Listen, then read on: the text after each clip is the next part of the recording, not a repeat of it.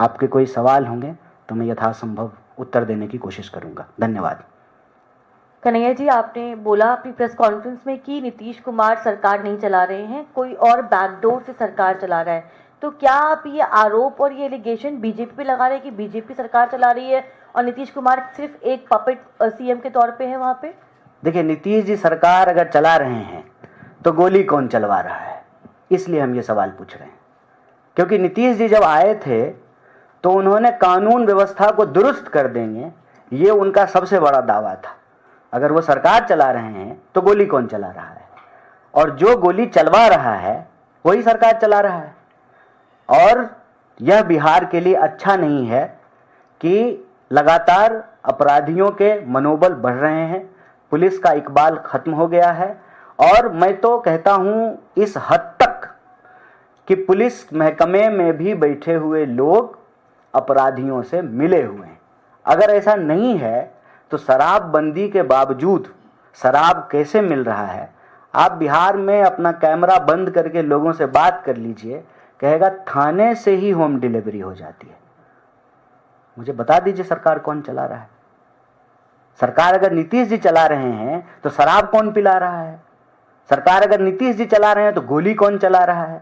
सरकार अगर नीतीश जी चला रहे हैं तो नीतीश जी तो परिवारवाद पे भाषण देते थे, फिर बेटा बेटी को जो है आयोग में कौन बिठा रहा है?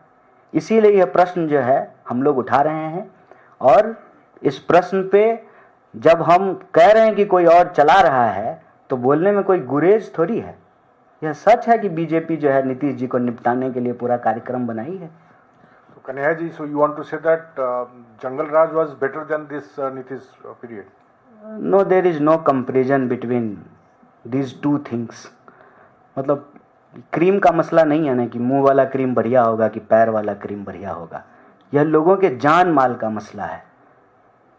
किसी भी राज्य में अगर आम लोगों की जान जा रही हो, इसमें क्या तुलना करना है? यह तुलना की बात नहीं है, हकीकत की बात है। हकीकत यह है कि रोज गोली चल रही है, और बीजेपी जो है वो बिहार के लोगों को याद दिलाती है कि 90 का राज आ जाएगा। इसलिए हमने ये बात कहा कि 90 तो वापस नहीं आ सकता है। आ सकता है क्या? आप दोबारा जवान नहीं हो सकते हैं। इतिहास में जाकर के जो है देश चलेगा नहीं, देश तो आगे बढ़ेगा। 90 तो बीत गया, हम तो 2025 में रह रहे हैं। लेकिन 2025 में जब रोज गोलियां चल रही हैं और जो लोग जंगल राज बोलते हैं उन्हीं के राज में चल रहा है, तो फिर उनसे सवाल पूछा जाना चाहिए। बताइए, भ्रष्टाचार पे इतना भाषण देती है बीजेपी, अभी उसके एक मंत्री के ऊपर नकली दवा बेचने का आरोप लगा है। पार्किंग में जो है उसके नेता पाए जाते हैं अश्लील हरकत करते हुए। उनके लोग जो है भ्रष्टाचार के आरोप में पाए जा रहे हैं। उनके पास तमाम मंत्रालय है, शिक्षा मंत्रालय है, स्वास्थ्य मंत्रालय है। अगर दवाइयां नहीं मिल रही है तो फिर बीजेपी से यह सवाल पूछा जाएगा कि आप सुशासन का दावा करते थे, आप कानून व्यवस्था की बात करते थे, आप विकास की बात करते थे, आप डबल इंजन के सरकार की बात करते थे। क्या डबल इंजन की सरकार में डबल स्पीड से लोगों की हत्याएं हो रही हैं?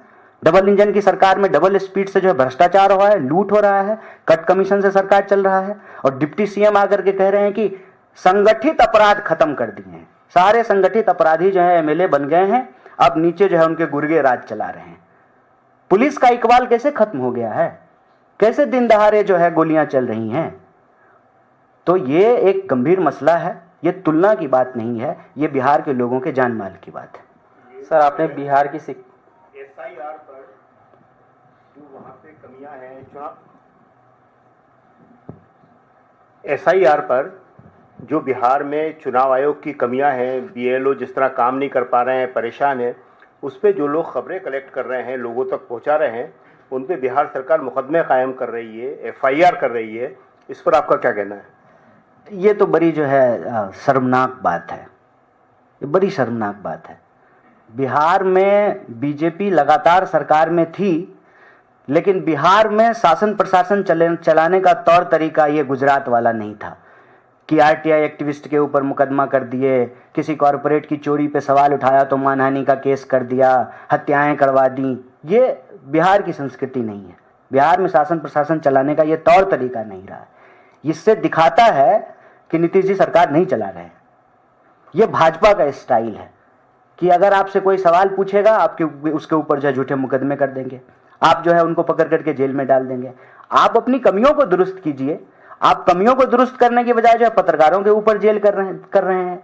ये सीधे सीधे पत्रकारों को ये संदेश दे रहे हैं कि अब की बार बिहार आइएगा तो संभाल के आइएगा, अगर आप सच बोलेंगे तो आपके ऊपर मुकदमे हो सकते हैं। ये बड़ी दुखद और बड़ी शर्मनाक बात है और कांग्रेस पार्टी की तरफ से हम इसकी पुरजोर मुखालफत करते हैं। सर,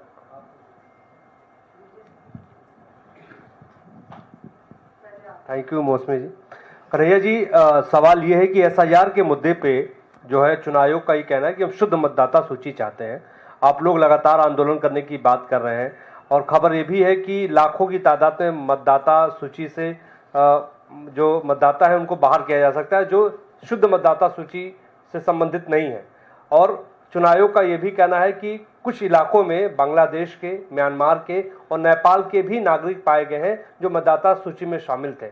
आप लोगों की रणनीति आने वाले वक्त में क्या रहने वाली है? देखिए, अव्वल तो चुनाव आयोग की तरफ से कोई ये कहता और सवाल पूछता तो अच्छा रहता जवाब देने में। शुद्ध मतदाता सूची, तो अशुद्ध मतदाता सूची कौन बनाया? कोई पॉलिटिकल पार्टी बनाई है कि चुनाव आयोग ही बनाई? मतलब चुनाव आयोग ये मानती है कि हम अशुद्ध मतदाता सूची बनाए थे। बिहार में गंगा बहती है, मतदाता सूची को एक बार डुबकी लगवा दीजिए, शुद्ध हो जाएगा। ये कोई बात होती है? आप अपने ही प्रोसेस को क्वेश्चन कर रहे हैं। 2003 में आपने ये प्रोसेस किया था। इसका मतलब विपक्ष जो बार बार यह सवाल पूछ रही है, राहुल गांधी जो बार बार यह सवाल पूछ रहे हैं कि गलत मतदाता सूची तैयार हुआ है, मतलब राहुल गांधी ठीक है? राहुल गांधी अगर ठीक हैं तो कांग्रेस पार्टी ने जो मांगा है चुनाव आयोग से उसको वो डेटा दे देना चाहिए, वो सीसीटीवी फुटेज दे देना चाहिए, वो जो है मतदाताओं की सूची दे देनी चाहिए। मतलब चुनाव आयोग यह स्वीकार करती है कि उससे गलती हुई है, गलत मतदाता सूची तैयार किए हैं वो।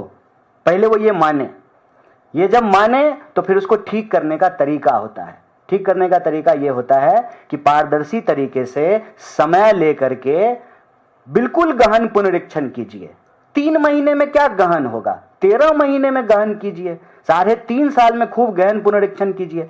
पुनरीक्षण से किसी को कोई प्रॉब्लम नहीं है, कोई ये नहीं कह रहा कि पुनरीक्षण मत कीजिए, लेकिन पुनरीक्षण कीजिए मतदाता सूची तैयार करने के लिए। नागरिकता का प्रमाण पत्र देना या नागरिकता को प्रमाणित करना या नागरिकता के बारे में प्रमाण मांगना, यह चुनाव आयोग का काम नहीं है, यह गृह मंत्रालय का काम है। तो आप मतदाता पुनरीक्षण के नाम पे जो है एनआरसी मत शुरू कर दीजिए। एनआरसी करने का काम जो है वो जो है गृह मंत्रालय का है, एक बात। दूसरी बात, आप स्वीकार कर रहे हैं कि गलती है, गलती ठीक कीजिए, बिल्कुल ठीक कीजिए। खुद बीएलओ आकर के कह रहे हैं ऑन कैमरा कि इतने कम समय में कैसे होगा। बीएलओ एक घर पे बैठा रहता है, उसके वॉलंटियर जो है 4 घर में फॉर्म भरवा रहे हैं, वो क्या फॉर्म भर रहा है, क्या फॉर्म नहीं भर रहा है। तो आप लोग भी तो बहुत सारे बिहार के लोग हैं ना, आपको तो सच्चाई मालूम है कि कैसे फॉर्म भरा जा रहा है। और मतदाता प्रमाण पत्र के लिए, मतदाता सूची तैयार करने के लिए जो डॉक्यूमेंट्स मांगे गए हैं, तो सरकार के द्वारा जारी किया गया कोई भी डॉक्यूमेंट मान्य होना चाहिए। आप जन्म प्रमाण पत्र मांग रहे हैं, तो जन्म प्रमाण पत्र बिहार के कितने % लोगों के पास है? और अपना तो छोड़िए, माँ बाप का जन्म प्रमाण पत्र मांग रहे हैं। बिहार में जन्म प्रमाण पत्र मिलेगा? 50% स्टूडेंट जो है जनवरी में ही जन्मा है। भले ऐसा संभव है क्या? 1 जनवरी, 2 जनवरी, 3 जनवरी, 5 जनवरी सबका बर्थडे है, मेरा ही 2 बर्थडे है, बताइए। यह हकीकत है, क्योंकि आप स्कूल में गए पढ़ने के लिए, जन्म प्रमाण पत्र होता नहीं है, मास्टर साहब को जो मन किया वो लिख दिए। 1 जनवरी, 2 जनवरी, 4 जनवरी, 5 जनवरी अपना अपना जो है सर्टिफिकेट निकाल करके देख लीजिए, ये बिहार की हकीकत है। तो जो सालों से रह रहे हैं, जिनके पुरखे वहां रह रहे हैं, ठीक है, उनका सारा डॉक्यूमेंट है। अब आप मतलब बाहर से जाकर के बिहारियों को कह रहे हैं कि ये साबित कीजिए तुम बिहारी हो कि नहीं हो। तो मैं तो यही कहता हूं, बिहार के लोगों इस बार इनको बता देना कि हम पक्के बिहारी हैं। जो इसमें 3 विषय है वो बहुत महत्वपूर्ण है। पहला कि चुनाव आयोग ने यह स्वीकार ही नहीं किया कि मतदाता सूची में कोई गड़बड़ी है। अब जाकर के वो स्वीकार किए कि मतदाता सूची में गड़बड़ी है। दूसरा, मतदाता सूची तैयार करना नागरिकता प्रमाणित करने की प्रक्रिया नहीं है। तो सरकार के द्वारा जारी किया गया कोई भी ऑफिशियल डॉक्यूमेंट, क्योंकि वो कोई घर में तो नहीं बना रहा है, सरकार जारी कर रही है, वो उसमें मान्य होना चाहिए, जो माननीय सुप्रीम कोर्ट ने भी कहा। और तीसरा, खूब गहन पुनरीक्षण कीजिए ना, 3 महीने में क्यों, 1 साल, 1.5 साल, 2 साल लेकर के खूब आराम से जो है गहन पुनरीक्षण कीजिए। अभी तो जो है जैसे तैसे भागम भाग में टारगेट पूरा करना है, जैसे कॉर्पोरेट में नहीं होता टारगेट पूरा करना है, वैसे टारगेट पूरा करने के लिए बीएलओ को दे दिया है। वो जो है वॉलंटियर भेज भेज करके टारगेट पूरा करा रहा है। और चौथा, इस पूरे मसले पर जब चुनाव आयोग फंस गई, जब सुप्रीम कोर्ट ने भी कहा कि आप कौन होते हैं ये पूछने वाले और कि आप नागरिक हैं कि नहीं है ये साबित कीजिए, डीएम के बयान टेस्टिमोनियल्स हैं, डीएम के इंटरव्यूज हैं, डीएम के वीडियोज अवेलेबल हैं जिसमें वो कह रहा है कि आप नागरिक हैं कि नहीं है इसका जांच करना जरूरी है, आप नागरिक हैं तभी तो आप वोटर होंगे। ये डीएम के स्टेटमेंट्स हैं। और इस पे जब पत्रकारों ने पूछना शुरू किया, पूरे देश में माहौल बन गया, चुनाव आयोग इसमें फंस गई, तो अब जो है दायां बायां निकलने की कोशिश कर रहे हैं। इसीलिए एक खबर प्लांट करा दिया गया कि जो है म्यांमार के और बर्मा के जो है लोग बिहार में पाए गए हैं। भाई बिहार के लोग पूरी दुनिया में पाए जाते हैं, कौन बिहार आ रहा है? पलायन इतनी बड़ी समस्या है, बिहार के लोग जो है पूरी दुनिया में जा रहे हैं, कौन बिहार चला जाएगा हमको बताइए? ये विश्वास करने वाली बात है। अगर मान लें कि ये खबर सही है, प्लांटेड नहीं है, तो गृह मंत्री कौन, हम हैं कि जैसा के बाबूजी हैं? तो जैसा के बाबूजी जवाब दें। लैंडलॉक स्टेट है ना, बॉर्डर स्टेट तो नहीं है बिहार। उधर सामने नेपाल लगता है, इंटरनेशनल बॉर्डर है। उसकी जिम्मेवारी किसकी? केंद्र सरकार की या जो है विपक्ष की? लॉ एंड ऑर्डर का मसला है, घुसपैठ का मसला है, इसमें तो नीतीश कुमार भी दोषी नहीं है, क्योंकि नेपाल की सीमा की रक्षा करने का काम बिहार पुलिस का नहीं है। वो सशस्त्र सीमा बल करती है, बॉर्डर सिक्योरिटी फोर्स करता है, उसके हेड जो है वो तो जैसा के बाबूजी हैं। अगर ऐसा हुआ है तो फिर उसके लिए कौन जिम्मेवार है? और 2003 में ही आपने ये प्रोसेस किया था, इसका मतलब 2003 का प्रोसेस भी ठीक नहीं है। अगर 2003 का प्रोसेस ठीक नहीं है, इसका मतलब 2005 में जो है गलत तरीके से जो है नीतीश कुमार मुख्यमंत्री बन गए। और सिर्फ गलत तरीके से 2005 में वो मुख्यमंत्री नहीं बने, तीसरी बार मुख्यमंत्री बने, और 2014 में मोदी जी को तो 39 सीट मिला है वहां से। इसका मतलब सारे म्यांमार के लोगों ने जब मोदी जी को वोट दे दिया, नेपाल के लोगों ने वोट दिया है। और सिर्फ 14 में ही नहीं, फिर 19 में भी दे दिया सबसे ज्यादा सीट, अभी 24 में ही हाल ही में दे दिया है। तो सारे सांसदों को जो है, अभी हुआ है ना चुनाव, सबका जो है सदस्यता रद्द कीजिए, दोबारा से 40 सीट पे चुनाव कराइए। खेल फंस गए तो जो है डिरेल कर देते हैं, मुद्दा भटकाओ योजना। म्यांमार और बांग्लादेश के लोग, नेपाल के लोग बिहार में पाए गए, अगर खबर सही है, जिम्मेवार कौन है? और फिर चुनाव जब क्यों हो रहे हैं? ये सब डिरेल करने की बात है। चुनाव आयोग बुरी तरीके से इसमें फंस गई है। जो राहुल गांधी कह रहे थे वह बात सही साबित हो गई है। ये चोरी का जो कार्यक्रम था वो पकड़ा गया है। तो ये नया तरीका बना लिए थे लिपापोती करने का, कि थोड़ा बहुत दिखा देंगे, दायां बायां माहौल हो गया है, सब ठीक है एकदम, ऐसा ही जो है आरोप लगाती है विपक्ष। लेकिन अब ये इसमें फंस चुके हैं और इनका जवाब इनको देना पड़ेगा, और विपक्ष के नाते हम ये सवाल उठाते रहेंगे। तो आपको लगता है कि एफआईआर के बहाने ये लोग वोटर काटने की तैयारी कर रहे हैं? नहीं, लगता नहीं है इसमें लगने के लिए अब कोई कुछ बचा नहीं है, ऐसा है जी। वो हम तो बीएलओ नहीं हैं, वो तो जाके आपको पूछना पड़ेगा। लेकिन रिस्क ये है कि आप पे केस हो सकता है, और बेऊर जेल की हालत बहुत खराब है तिहाड़ के मुकाबले, तो ये तो आपको जाके देखना पड़ेगा। शिक्षा व्यवस्था की गुणवत्ता को लेकर बिहार में, तो आप ये बताइए, क्या कुछ आंकड़े आपके पास हैं, क्या कुछ आधार है कि कौन सी यूनिवर्सिटी का कितना सेशन लेट चल रहा है? कुछ आंकड़े लाए हैं आप? अभी तीन जगह पे जो है प्रिंसिपल की नियुक्ति हुई और लॉटरी से हुआ है। ये अपने आप में ही सब कुछ कह रहा है। इससे ज़्यादा एविडेंट आंकड़ा क्या देना चाहिए? किसी भी आप अपने ज़िले के जो है डिग्री कॉलेज में चले जाइए, बिहार के एक कॉलेज में 30-30 हज़ार स्टूडेंट इनरोल्ड हैं, और उस कॉलेज को जब आप देखिएगा तो आपके दिमाग में एक ही विचार आएगा, अगर 30,000 स्टूडेंट एक दिन कॉलेज आया तो खड़ा कहाँ होगा? बैठने की छोड़ दीजिए, खड़ा कहाँ होगा? और कोई भी बिहार से जो पढ़ा हो, मैं भी पढ़ा हूँ, मेरी भी जो डिग्री है वो 4 साल में मुझे मिला ग्रेजुएशन का। जो भी पढ़ा है उससे पूछ लीजिए तुमको ग्रेजुएशन कितने साल में मिला है। और वाइस चांसलर की नियुक्ति कैसे हो रही है, वो वाइस चांसलर के ही बयान से पता चलता है। वाइस चांसलर ऑन कैमरा कह रहे हैं कि इतनी सिफारिशें आती हैं पटना के लिए कि किसका करें किसका नहीं करें, इसलिए लॉटरी निकाल दिए। बताइए, इससे ज्यादा और क्या आंकड़ा दें आपके सामने? कन्हैया जी, ये नियमित क्लास नहीं है, नियमित सेशन नहीं है, इंफ्रास्ट्रक्चर नहीं है, और भ्रष्टाचार और लूट का अड्डा बना हुआ है। आप चले जाइए तो भवन बनाने के नाम पर, किताब खरीदने के नाम पर, खिचड़ी खिलाने के नाम पे प्रिंसिपल साहब और पूरा का पूरा कॉलेज का महकमा दिन भर इसी में लगा रहता है। Cut commission.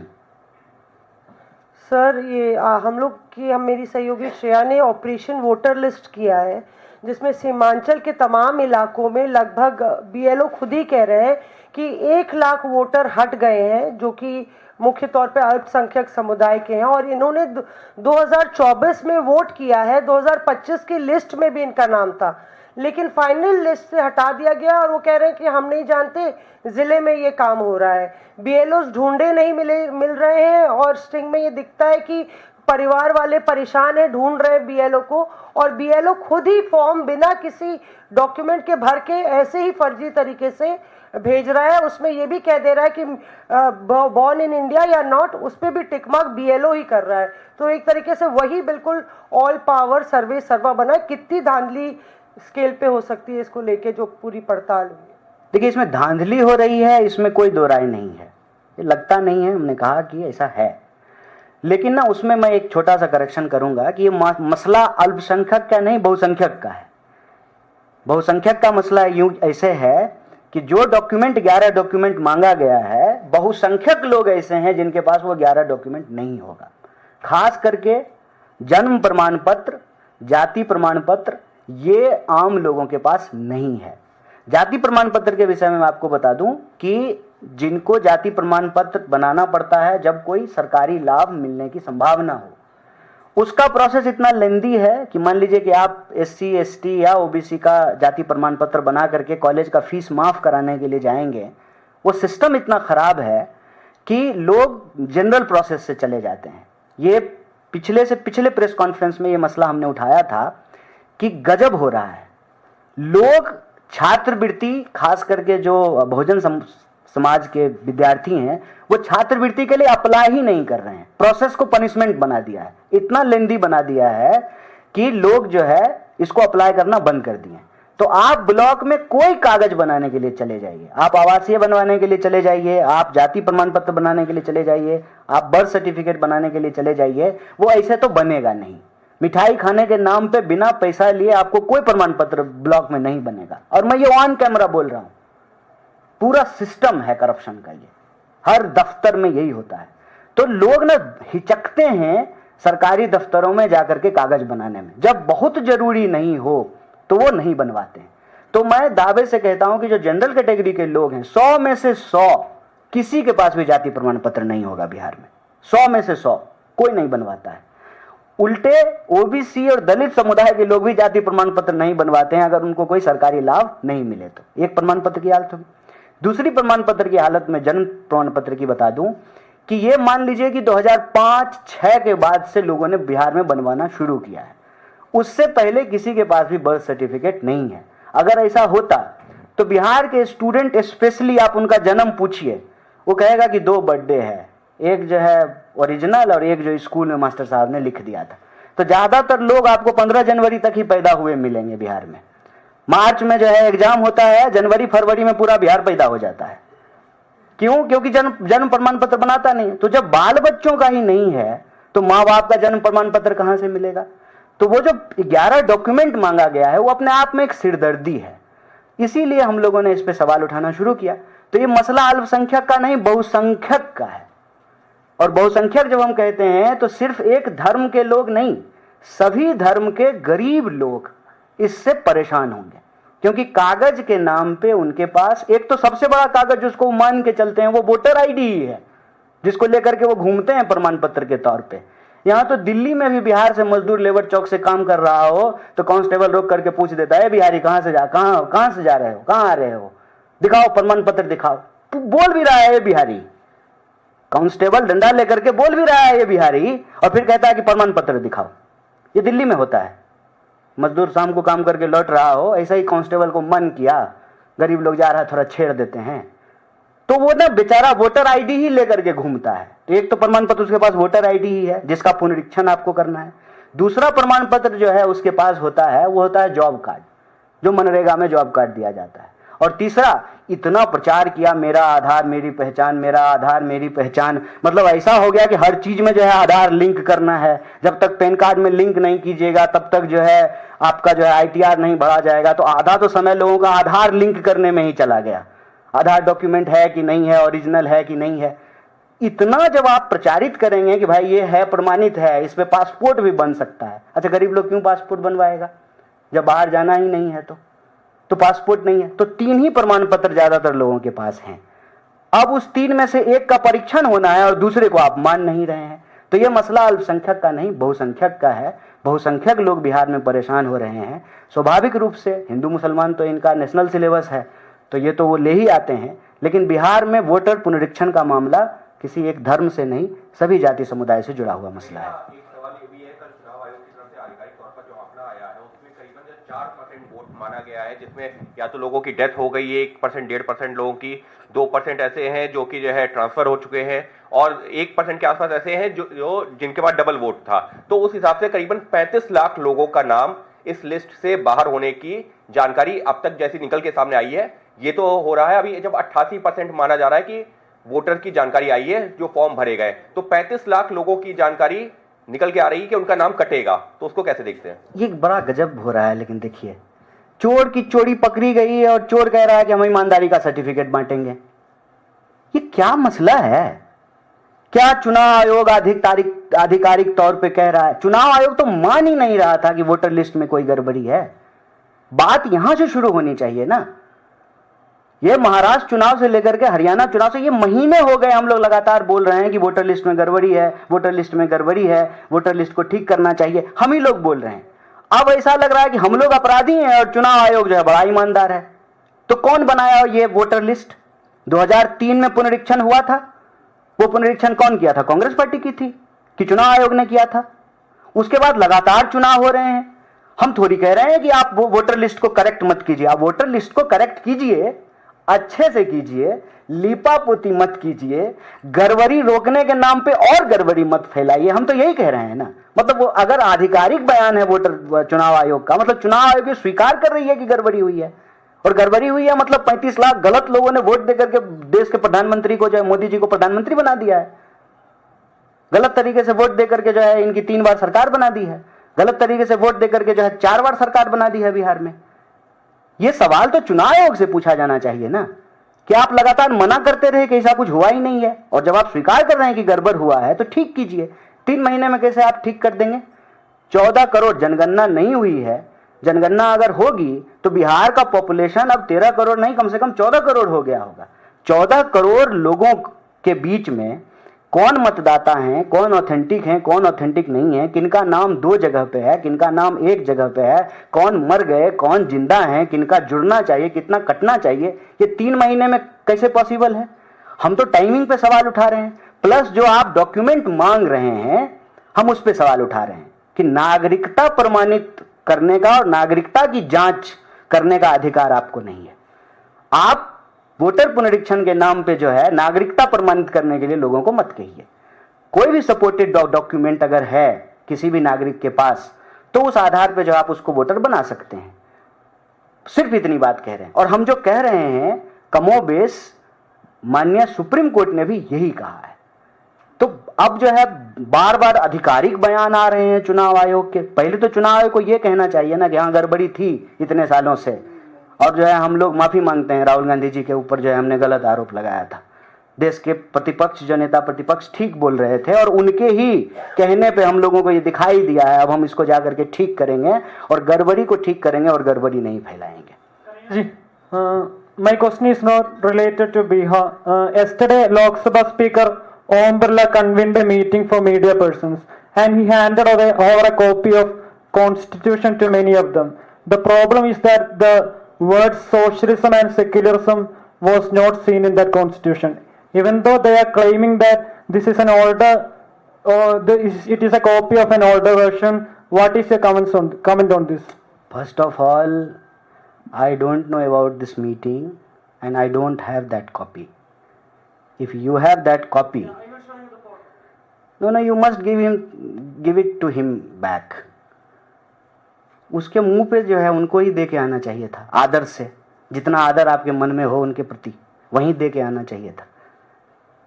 ये कोशिश है, जो कोशिश के बारे में नेता प्रतिपक्ष राहुल गांधी पिछले चुनाव में बोल रहे थे कि 400 सीट ये इसलिए मांग रहे हैं कि ये संविधान बदलना चाहते हैं। 400 सीट तो आई नहीं है, लेफ्ट और राइट, एक टांग जो है, एक बैसाखी जो है नीतीश जी के हाथ में और दूसरी बैसाखी चंद्रबाबू नायडू के हाथ में है। लेफ्ट राइट बैसाखी से सरकार चल रही है। तो ये ना इनडायरेक्ट तरीके से वही, मतलब एक और तरीका है, सीधे नहीं जा सकते हैं तो चोरी से कुछ कर लें, ये वही तरीका है। और ये ना कोई नई बात नहीं है। बीजेपी आरएसएस इस देश के संविधान को नहीं मानती, ये उसकी मजबूरी है कि संविधान का शपथ लेंगे। देखिए मौका मिला तो संगोल लेकर के आ गए, संविधान नहीं लेके आए थे। जब हारे 240 पे आए तो तुरंत संविधान लेके आ गए।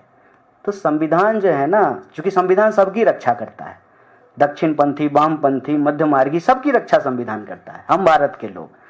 तो जब भी जरूरत पड़ती है तो भले संविधान माने नहीं माने, तुरंत उसके पीछे छुप जाते हैं और जो ही कंफर्टेबल सिचुएशन में आते हैं उसको खत्म करने की कोशिश करने लगते हैं। लेकिन कांग्रेस पार्टी की तरफ से हम उनको ये चुनौती देते हैं, संविधान के साथ कोई भी छेड़छाड़ यह देश बर्दाश्त नहीं करेगा। और ये संविधान की ही ताकत है कि आप उस कुर्सी पे बैठे हुए हैं, ये संविधान की ही ताकत है। बेचे चाय कि नहीं बेचे नहीं मालूम है, लेकिन अगर बेचे तो एक चाय बेचने वाला देश का प्रधानमंत्री बन सकता है, भले अब चाय नहीं बेच रहे हो, रेल बेच रहे हो। ये उस संविधान की ताकत है। They should not do such things, it is totally against the spirit of Indian democracy, and as member of opposition party we will raise this issue with full capability capacity. Shubhanshu Shukla की वापसी हो चुकी है, कांग्रेस पार्टी भी स्वागत करेगी क्योंकि भारत का नाम उन्होंने अंतरिक्ष में जाकर ऊंचा किया है। लेकिन आपकी पार्टी के नेता हैं उदित राज, उनका कहना है कि शुक्ला जी की जगह किसी ओबीसी एससी एसटी को स्पेस में भेजा जाना चाहिए था। क्या प्रतिक्रिया है? नहीं, पहले तो मुझे क्रिया ही नहीं मालूम है तो प्रतिक्रिया कैसे दें? पहले तो मुझे क्रिया मालूम होनी चाहिए फिर प्रतिक्रिया दें, ठीक है। लेकिन सबको स्पेस में जाना चाहिए, क्या दिक्कत है, सब जाएं। तो क्रिया पहले मालूम कर लेते हैं।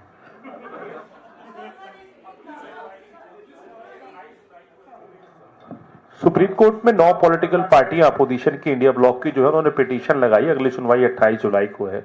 उससे पहले एक इलेक्टोरल रोल का ड्राफ्ट जो है वो भी इलेक्शन कमीशन देगा। कुछ सलाह भी सुप्रीम कोर्ट ने दी है, सलाह दी है जो उनको तीनों प्रूफ को मानने के लिए। लेकिन इलेक्शन कमीशन अपने हिसाब से उस प्रोसेस को आगे बढ़ाए हुए है। अगर आप लोगों कितने आपको उम्मीद है कि सुप्रीम कोर्ट से कोई राहत मिलेगी, और अगर सुप्रीम कोर्ट से कोई एडवर्स फैसला आता है तो एक लीगल तो ऑप्शन रहेगा ही रहेगा, क्या पॉलिटिकल एक्शन भी कुछ आप लोग लेंगे? एडवर्स फैसला कैसे आएगा इसमें? जैसा आप चाहते हैं उन्होंने, क्योंकि सुप्रीम कोर्ट ने सलाह दी, उसमें रोक नहीं लगाई एसआईआर प्रोसेस पे, सलाह दी थी कि ये इन तीनों और डॉक्यूमेंट्स को माना जाए। एक संवैधानिक संस्था दूसरी संवैधानिक संस्था की कार्रवाई पे रोक कैसे लगाएगी? लेकिन हर संवैधानिक संस्था की अपनी एक दायरा है, उस दायरे में रह करके उनको काम करने के लिए कहा है। तो ये हमारे अगेंस्ट नहीं जाएगा या एडवर्स नहीं जाएगा। हम भी चाहते हैं कि यह प्रोसेस हो, ट्रांसपेरेंट हो, सही हो। वोटर लिस्ट तैयार करने का काम लोगों के वोट के अधिकार को सुरक्षित करने के लिए होना चाहिए, लोगों के वोट के अधिकार को छीनने के लिए नहीं होना चाहिए। उस पर हमको पूरी उम्मीद है कि सुप्रीम कोर्ट ऑलरेडी जो डायरेक्शन दी है उसमें साफ साफ कहा है कि आपका काम जो है नागरिकता प्रमाणित करना नहीं है, आप वोटर आईडी बनाइए और गवर्नमेंट ने जो भी डॉक्यूमेंट दिया है, जारी किया है, आप उसको मानिए। ये अलग मसला है कि सुप्रीम कोर्ट के कहने के बावजूद ग्राउंड पे जो कुछ पदाधिकारी हैं वो उसको नहीं मान रहे हैं। उसकी रिपोर्ट जो है, जो पिटिशनर हैं, जो लॉयर हैं, उसको सबमिट करेंगे and we are very hopeful. Kanhaiya ji, Rahul Gandhi को बेल मिल गई है, लखनऊ गए थे वो, एक भारत जोड़ो यात्रा में उन्होंने बयान दिया था, उन पर मानहानि का मुकदमा था। तो अभी खबर आई है कि उनको बेल मिल गई है, भारतीय सेना के बारे में कुछ बोला था, और 20-20 हज़ार रुपए की जमानत पर मिली है बेल। तो उस पर प्रतिक्रिया देना चाहिए। नहीं, क्या प्रतिक्रिया देंगे? कोर्ट से बेल मिला है, अच्छी बात है।